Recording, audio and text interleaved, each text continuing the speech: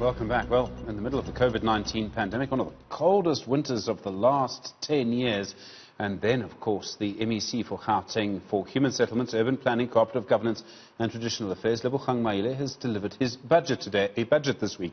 You can imagine the different problems his department faces, especially when municipalities are getting a lot less revenue than they normally would. Well, I'm pleased to tell you that the MEC, Lebogang Maile, has been able to join us this afternoon. MEC, good afternoon to you. Thank you for your time today. In your budget speech, you talk about backyard dwellings, and this has become a particular issue at this time of year because of what's happening with Eskom. They say they're worried about illegal connections. This is related to backyard dwellings, mainly in Soweto, where it's been part of the housing situation for many, many years. You say that backyard dwellings can be a catalyst for the economy there. Just explain that for us. Afternoon, and thanks for having me. I think the first principle is that we want to, when dealing with the issue of human settlement, have a multi-pronged approach, because this thing of believing that we'll build houses for everyone, it doesn't work. That's the first thing. But the second thing is that you already have people who've got backyard dwellers and who are collecting rent from them. But because in the planning of municipalities, those people have not been factored in, and yet they consume electricity, they consume water and all that, it is not sustainable, because an individual makes money from it, but the municipality or Eskom or Rand Water does not get money. So we are saying let's formalize it so that people must apply, because even if you are not doing it, it is happening. So let's formalize it. People must get applications. The municipality must know that Stephen has got backyard dwellers or backyard rooms, and there's so many rooms at the back, and it can also help the municipality to plan better to deal with this problem that you are referring to firstly. But secondly, because accommodation is a big business, or rather what you call property is big business in Gauteng. We have close to 1 million people who are looking for houses. And some of them are prepared to rent because they come from other provinces and they don't want to own houses here. They are here to work and all that. So we're saying let's do it properly, because it's already happening in our townships.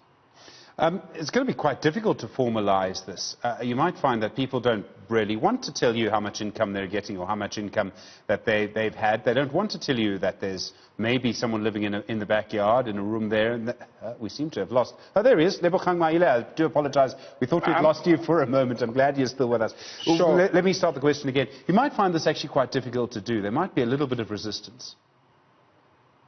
Yes, there will be. But I can tell you there's a lot of people who are keen, who are interested. In fact, they live in fear that the dwellings that they have constructed can be demolished anytime by government. So they've already invested a lot of money. So I don't think there's anybody who will invest money and not be keen in protecting their investment.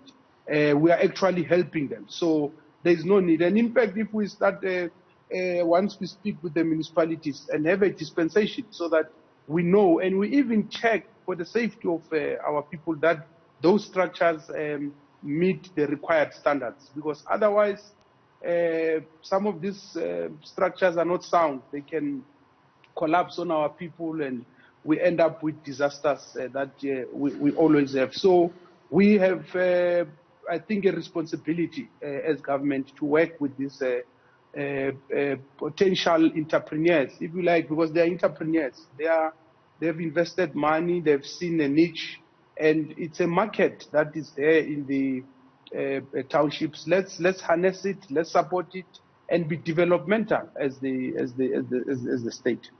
One of the other things that you talk about is the rapid land release program. And if I remember this correctly, this was a big thing in Gauteng 2 years ago, essentially part of the land expropriation debate. The idea would be that you would take land that was not being used and that it would be that people would be allowed to get service stands on this. They would be able to build their own homes, essentially. Goes to what you said a moment ago, that government can't build homes for everybody, and almost around the world you don't actually see government building homes for everybody. How is that program going? Are you releasing land? Are people getting service stands and building their own homes?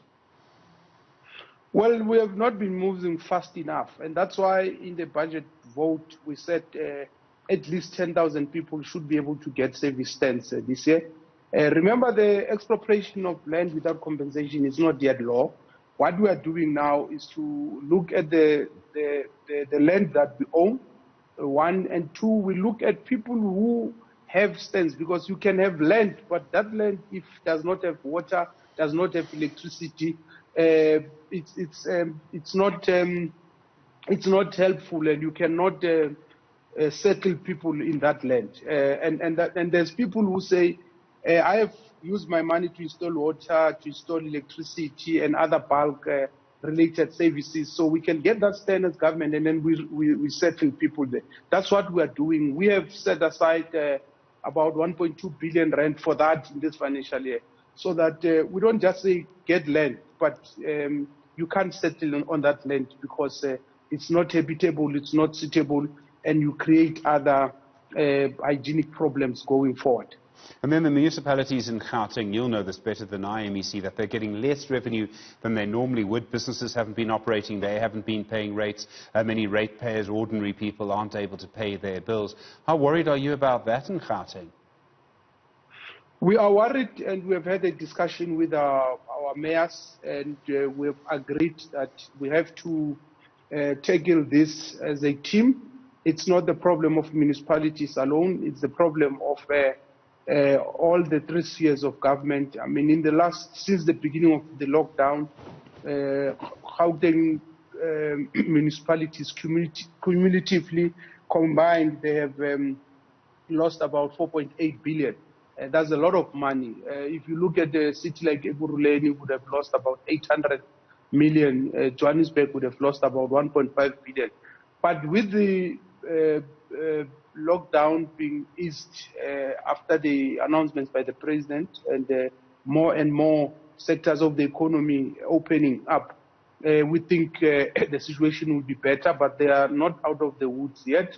We're looking at various interventions. As you know, at the national level, there's about 12.8 billion that has been made available for municipalities. We're looking at accessing that, especially for the metros. We're looking at trying to get favorable and reasonable terms from your bulk suppliers like Eskom and Rainwater. We've already met with them.